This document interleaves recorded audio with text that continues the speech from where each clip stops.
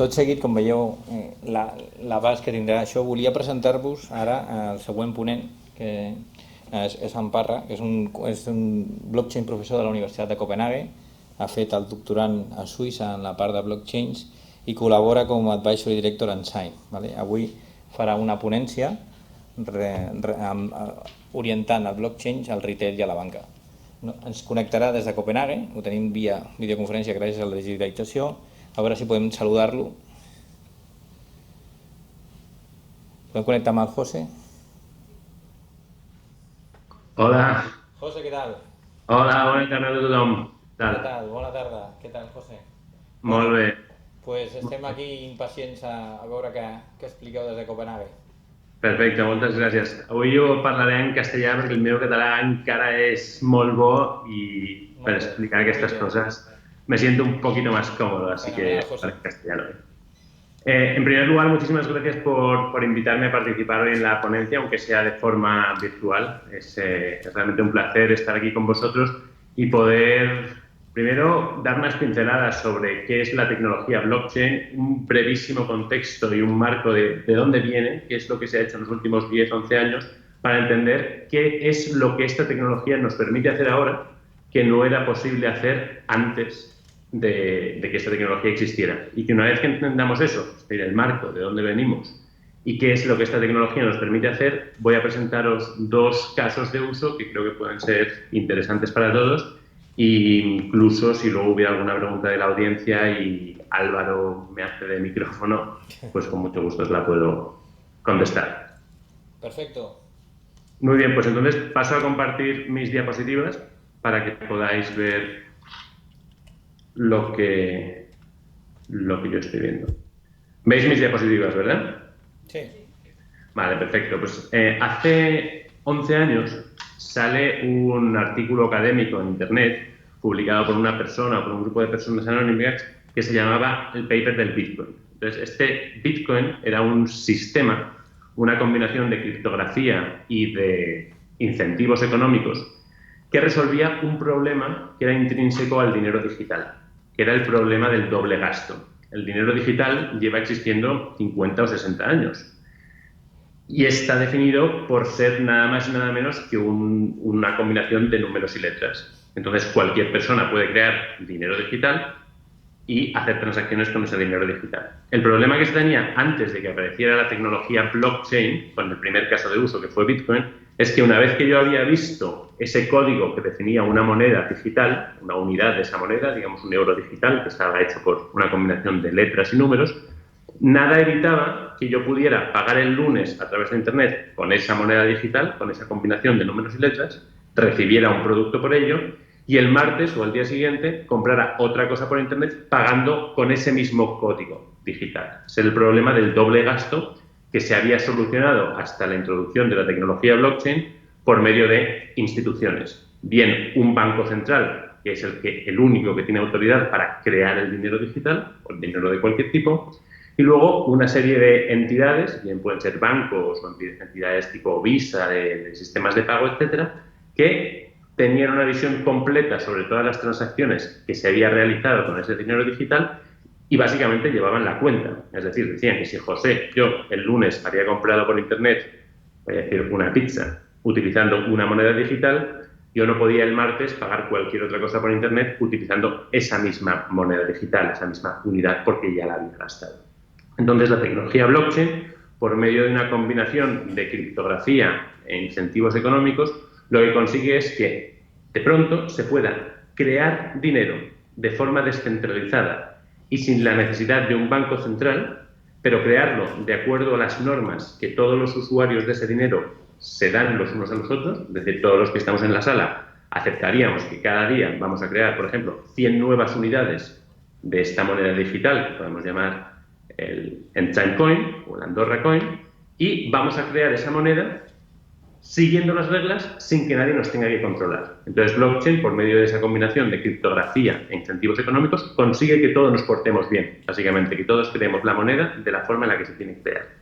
Y además de eso, permite o consigue que las transacciones que vayamos a hacer con esas monedas puedan ser verificadas por todos los miembros de esa red descentralizada que va a estar compuesta por todos nosotros, evitando que podamos llevar a cabo ese doble gasto.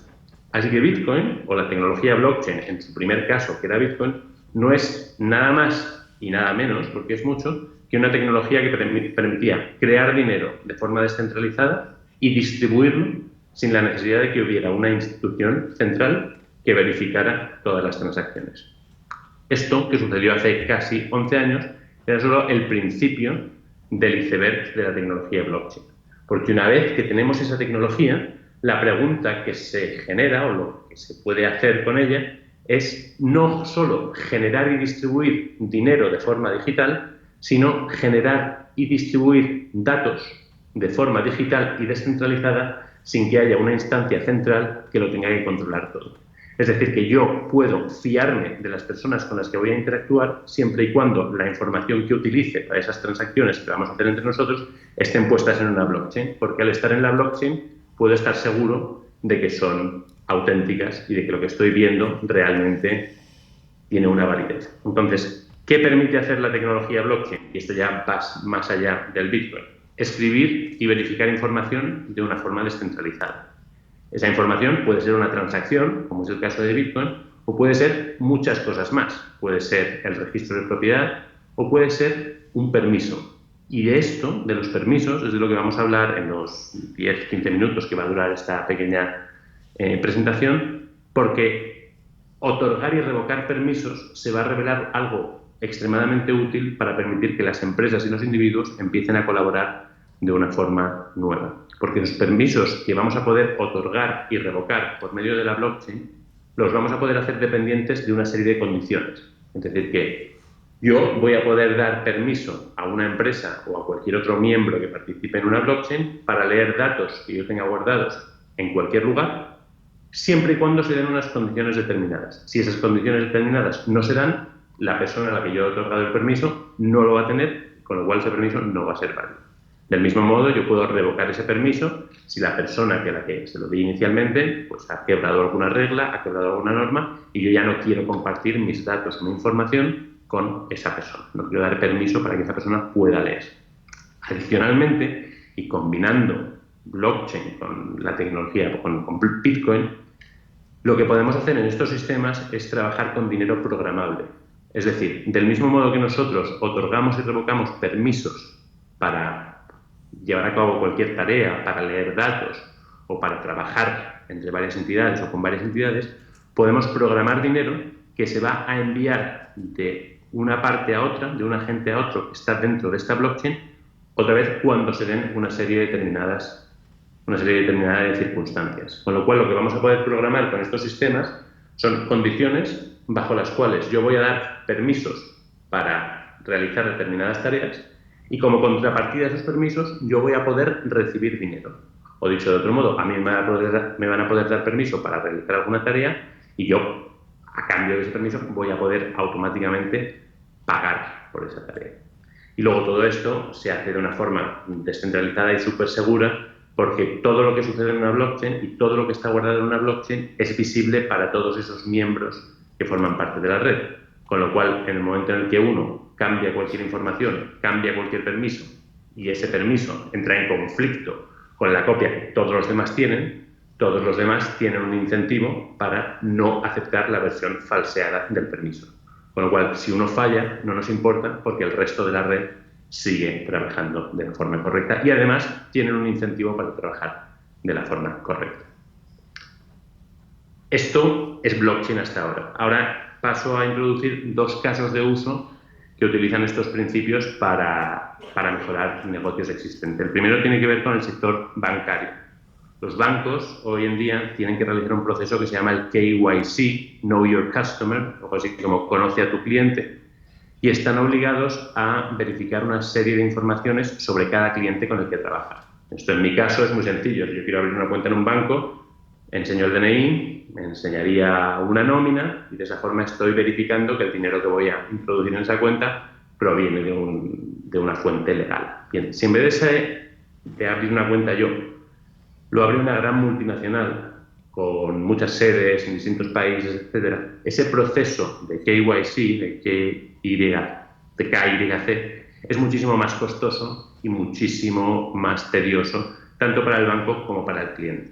Esto puede costar, o cuesta de hecho, el orden de miles de millones de dólares para cada banco al año. Se genera una paradoja interesante, y es que cuando un cliente tiene cuentas con más de un banco, este proceso, que por estar regulado, muy regulado, es el mismo para cada banco, se repite de forma paralela o secuencial muchas veces. Aquí tenemos un esquema en el que un cliente trabajaría con 3 bancos y tendría que realizar el proceso 3 veces, es decir, estar intercambiando documentos con el banco 3 veces, los mismos documentos, para generar 3 veces la misma verificación. El resultado de este sistema es que cada banco tiene que realizar el trabajo una vez, cada banco tiene los costes completos de ese proceso y obtiene el resultado de ese proceso, que no es otro que una verificación de que el proceso se ha realizado y que el cliente hay luz verde para trabajar con él o con ella.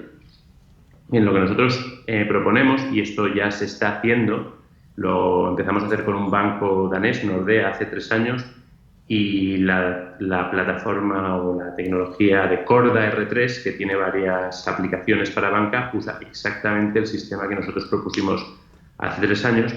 Permite que cuando un cliente va a trabajar con un banco, con el primer banco con el que va a trabajar, realiza el proceso de forma completa. Una vez que el proceso se ha realizado y los costes del proceso han sucedido por completo, el banco guardará una referencia en forma de hash, aunque esto no es muy importante para el negocio en sí, digamos que guardará una referencia sobre esos documentos que ha estado intercambiando con el cliente, así como sobre el certificado que ha generado este proceso, en una blockchain.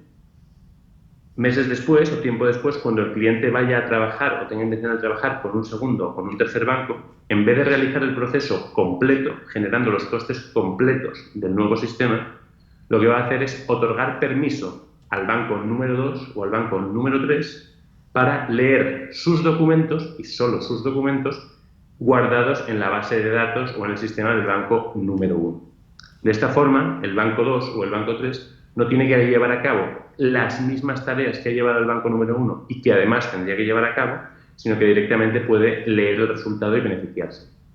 Bien, para que los bancos tengan interés en participar en este sistema, está todo programado de manera que para que el permiso del banco 2 sea efectivo y pueda realmente leer los datos del cliente sobre el banco 1, tiene que pagar el banco 2 la parte proporcional de los costes al banco 1. En este caso, si solo hay 2 bancos que están trabajando con este cliente o intentando trabajar con este cliente, el banco 2 pagará la mitad de los costes, que por cierto se calcula automáticamente en base al tipo de datos que se han generado, al banco 1.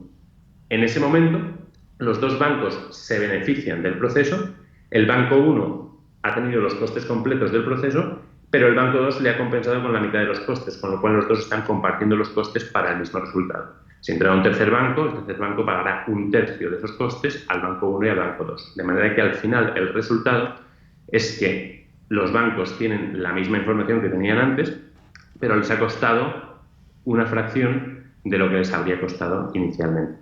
El sistema que he descrito, lo he descrito de una forma muy simple, es un poco más complejo y permite hacer actualizaciones en la información, de manera que el estado del cliente puede ir cambiando, se pueden añadir nuevas informaciones que obviamente cuestan dinero, entonces los bancos que van a beneficiarse de esa información harán una compensación proporcional, pero el principio es este. Por medio de una blockchain podemos hacer que el cliente otorgue permisos a los bancos para leer los datos que van a estar guardados en otra instancia. ¿Cuál es la consecuencia de esto? Y creo que es muy, muy interesante. Que aquí tenemos a competidores, y esto sucede en la realidad, no es que yo lo esté proponiendo como una idea un poco vaga, competidores que van a estar colaborando.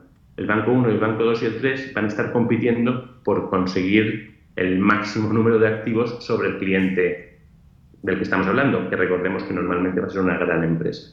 Sin embargo, como están obligados los 3 a realizar este proceso, están dispuestos, y ya lo están haciendo, a compartir los gastos. Es decir, tenemos a competidores que de repente, gracias a esta blockchain, están colaborando y ahorrando costes. Este es un caso de uso para el sector financiero. Paso ahora a describir otro que es más interesante para el sector retail, que se está empezando a realizar, aunque es un poquito más incipiente. Lo que es importante entender aquí es que los retailers, las empresas, ya podemos hablar sobre un restaurante, un hospital, un banco, una aseguradora, un proveedor de servicios digitales, empresas de todo tipo, trabajan de forma independiente y trabajan con clientes que pueden ser clientes de uno o varias de estas empresas al mismo tiempo. Es decir, si yo tengo una cuenta en un banco, soy cliente del banco, pero al mismo tiempo tengo un contrato con una aseguradora, con lo cual soy cliente de la aseguradora y al mismo tiempo utilizo servicios digitales de un proveedor de vídeos o de series o de películas en Internet. Con lo cual yo soy cliente de varias empresas a la vez. Las empresas, o para estas empresas, los datos que yo genero dentro de sus plataformas tienen un inmenso valor. La aplicación más sencilla es la del marketing, pero todos los datos se pueden utilizar para investigación, para desarrollar nuevos productos, para ofrecer nuevos servicios. Es decir, de los datos se saca muchísimo valor. Bien. Ahora pasa una cosa, es que tal como está concebido el mercado, o mejor dicho, con la tecnología que se tenía antes de que apareciera blockchain, estas empresas no podían compartir los datos de los clientes que comparten. O dicho de otro modo, yo como cliente del banco no podía ofrecer al banco o vender al banco mis datos que están guardados en la aseguradora, o mis datos de consumo online, o mis datos de transporte. El resultado de esto es que los datos están guardados en silos y no se mueven entre empresas. Bien. Esto, a pesar de ser así, ha generado unos volúmenes de negocio muy elevados para empresas que son muy conocidas, Amazon, Alphabet, que es la madre de Google, Facebook, Alibaba, pero también para otras muchísimas empresas que utilizan los datos para optimizar sus procesos internos, para ofrecer nuevos servicios, nuevos productos a sus clientes. Entonces, ¿qué podemos hacer con la tecnología blockchain? Podemos establecer un mercado de datos. Eso es, yo como cliente voy a tener un sistema que va a estar basado en una blockchain en el que voy a poder otorgar y revocar permisos a distintas empresas para leer los datos que estén guardados en otras empresas distintas. Es decir, yo voy a poder dar permiso a mi banco para leer los datos que estén guardados en mi aseguradora. O voy a poder dar permiso a mi aseguradora para leer los datos de mi Tesla, si es que lo tuviera, que no lo tengo en Dinamarca o en bici. Pero si lo tuviera, se lo podría dar. En definitiva, establecer un mercado de datos que va a permitir a estas empresas compartir mis datos. A mí como usuario me va a permitir percibir una renta por esos datos y a estas empresas tener de pronto muchísimos más datos a disposición para hacer cosas como cross-selling, porque cuando una empresa tipo banco tenga conocimientos sobre a lo mejor mi tema médico o mis datos de transporte, puede ofrecerme servicios que sean más adecuados o simplemente para hacerse una mejor idea de quién soy, de qué hago y de qué tipo de productos me pueden hacer falta y ofrecérmelos con un marketing más alto. Consecuencia de esto, que los datos abandonan el silo y empiezan a fluir en la economía de una forma que puede generar un impacto muy potente en la economía. Si nos ponemos un poco, si nos abstraemos un poco, la forma en la que entendemos que las empresas producen hoy en día o producían hasta hace no mucho era con capital y trabajo. Es decir, una empresa tiene capital, tiene trabajadores, los combina y genera sus productos. Para muchas empresas esto ya no es solo el caso, es capital lo que hace falta, trabajo, pero también datos. El problema que hay hoy es que el capital y el trabajo pueden ir cambiando de empresa a empresa, pero los datos no. Y esto es algo que nosotros con una blockchain podemos empezar a cambiar. Yo como usuario y propietario de esos datos, de acuerdo a la ley, a la regulación de datos GDPR tan famosa, puedo tener una copia de esos datos que son míos y venderlos o distribuirlos a quien yo quiera. Incluso donarlos a una ONG, si me interesará. Esto que nosotros hemos planteado a nivel teórico, a nivel académico, incluso hemos realizado alguna prueba de concepto en nuestro lab de la universidad, ya se está realizando en algunas empresas en Estados Unidos, que van bastante más avanzados que nosotros en Europa con esto. Hay un caso que es Every, es bastante famoso, que permite hacer exactamente eso. Yo, cuando estoy generando datos en Internet, bien sea comprando por Internet o haciendo búsquedas de Google, etcétera, puedo vender mis datos a otros miembros de ese consorcio, que tiene más de 600 marcas en este momento, y lo que ellos están ofreciendo son cupones. En vez de pagar con una moneda, pagan con cupones. Todo está basado en una blockchain, de manera que esos permisos se pueden otorgar y revocar de forma muy segura. Y si además se genera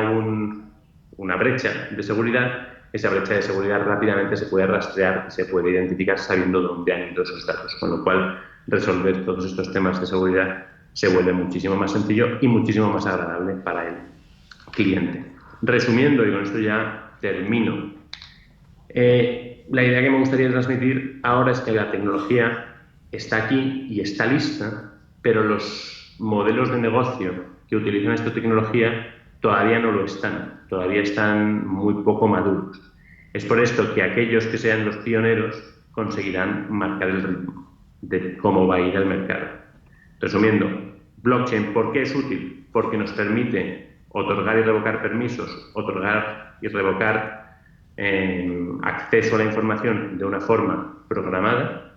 Podemos programar contrapartidas monetarias por esos permisos y como podemos estar seguros de que la información que está en esa blockchain es correcta o se ha generado de forma correcta y las transacciones se han generado de forma correcta, empresas o entidades de distinto propósito, que pueden incluso ser competidores, como el caso del banco, pueden empezar a colaborar. Y esa colaboración interempresarial puede tener un impacto muy alto en el futuro casi inmediato de las economías. Pensemos un momento en todo el tema del Big Data. Hace 10 años, si hubiéramos estado aquí hace 10 años, no estaríamos hablando de blockchain, seguramente estaríamos hablando de Big Data. Big Data ha cambiado muchísimo la forma de las empresas para trabajar, ha generado muchas nuevas empresas y ha ayudado a que se creen nuevos productos y servicios. Con blockchain lo que vamos a tener es Big Data compartido, Shared Big Data, que lo que va a hacer es que esos datos que están ahora mismo en silos empiecen a fluir entre las empresas con un potencial que puede ser realmente alto. Y esto sería todo por mi parte. No sé cómo vamos de tiempo, si alguien quiere hacer alguna pregunta o si pasamos directamente al siguiente bloque. Excelente, José. No sé si me oyes. Sí, te veo. Bueno. Yo simplemente agradecerte los dos casos, con lo cual hay un poco de redoble de la comunicación. Simplemente abro la pregunta. Desde la Escuela de Negocios de Copenhague, que estás tú dando clases a día de hoy, para darnos un poco la sensibilidad de cómo está entrando esa tecnología ahí, ¿nos puedes decir, dar dos pinceladas de el interés que se está promoviendo desde allí, desde Suiza, a este tipo de tecnología y a Europa? Sí, claro que sí. Hay un interés tremendo, muy elevado. Por daros un ejemplo, en Suiza, que es donde yo he estado hasta ahora, está el cantón de Zug, que es un cantón que ahora se ha venido a llamar el Criptovalle. El Criptovalle. Tienen unos beneficios fiscales y, digamos, administrativos, todas las empresas que trabajan en el sector blockchain, tan elevado que es, creo que la región con más empresas de tipo blockchain, no sé si antes o después de Silicon Valley, pero en cualquier caso se está fomentando muchísimo el uso de esta tecnología porque, aunque la tecnología ya está aquí y ya se puede empezar a utilizar, es decir, está, digamos, madura para empezarse a implementar, lo que falta es cambiar la mentalidad. La cultura, ¿no? Que falta cambiar la forma de entender cómo se genera valor, cómo se generan nuevos negocios. Y eso es lo que se trata de fomentar mucho. Y en Dinamarca pasa un poco lo mismo. El nivel de startups que hay es muy elevado y lo que ellos proponen no son innovaciones tecnológicas, es decir, la innovación tecnológica ya está aquí, es la blockchain. Hay distintos protocolos, seguirán avanzando, etcétera, y seguirá evolucionando. Pero lo que necesitamos ya lo tenemos. La pregunta es, bueno, y ahora con esta súper herramienta, ¿qué hacemos? Y lo que he observado, y ya me callo, es que la mayoría de los casos que se proponen tienden a ser demasiado sencillos. Es decir, tenemos una herramienta muy potente, tenemos, no sé cómo hacer la analogía, una taladradora digital de máxima precisión y estamos clavando clavos con el mango de la taladradora. Creo que hace falta salirse realmente de la caja, del bloque, si queréis, y empezar a pensar de forma un poco colegiada, junto a competidores, junto a empresas que en principio pueden no tener demasiado que ver con la nuestra, cómo utilizar esto. Porque lo que es cierto es que esta tecnología está hecha para colaborar, para que colaboren entidades o personas que no se fían la una de la otra, pero que colaborando pueden llegar a mucho más. Muy bien, José, muy bien. No sé si del auditorio tiene alguna pregunta. José, lo vamos a desconectar porque está en Copenhague y tenemos que hablar con otras personas también de Barcelona. ¿Alguna pregunta? Bueno, pues muchísimas gracias, José. A vosotros, que tengáis una buena tarde. Gracias. Adiós.